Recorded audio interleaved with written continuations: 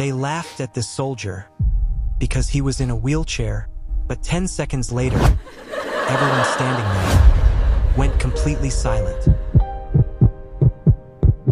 The city square was alive with noise, cars passing, people laughing, conversations blending into chaos. In the middle of it all sat a wounded soldier in a wheelchair. His uniform was neat but worn, his cap low over his eyes. One sleeve hung empty, a silent reminder of what he had sacrificed. Most people walked past without noticing him. Some looked, then quickly looked away. But a group of young men nearby didn't ignore him. They stared, whispered, then laughed. "Look at him, what a hero." One mocked sarcastically. "Yeah, real strong now." Another added with a smirk. Their laughter grew louder.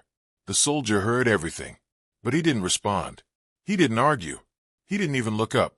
He just sat there quietly, carrying a pain far deeper than their words. Because sometimes the hardest battles aren't fought in war, but after it. As the laughter echoed around him, the world slowly faded away. For a moment, he wasn't in that city anymore. He was back on the battlefield.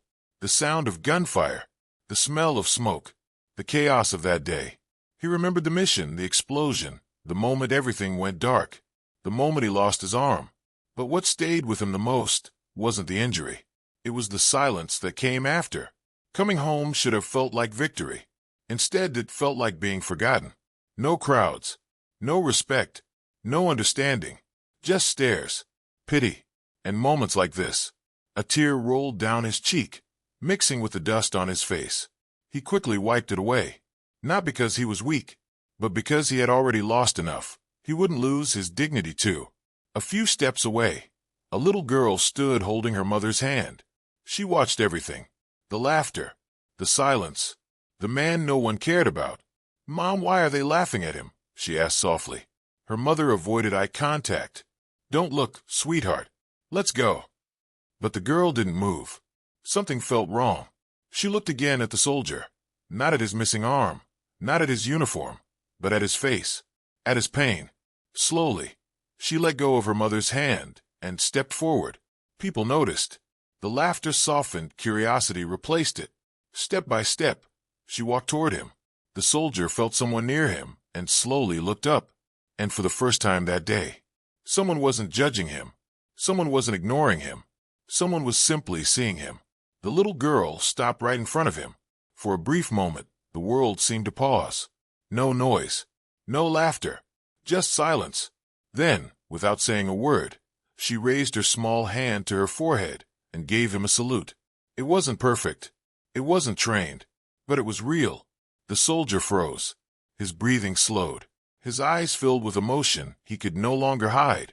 Slowly, with his one remaining arm, he returned the salute.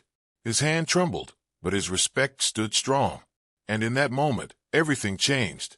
The same crowd that had laughed just seconds ago now stood completely silent, because a child had just shown them what they had forgotten. Respect isn't about strength. It's about heart. The girl lowered her hand and gave him a soft, innocent smile. "Thank you," she said quietly. 3 simple words, but they hit deeper than anything he had heard in years. The soldier closed his eyes for a second, letting those words sink in. When he opened them again, something had changed. He didn't look broken anymore. He didn't look forgotten. He looked honored. Around him, people slowly stepped back, creating space. No one laughed. No one spoke, because now they understood. The same man they had mocked had given everything for them. And it took a little girl to remind them, because sometimes the biggest lessons don't come from the strongest people. They come from the kindest hearts.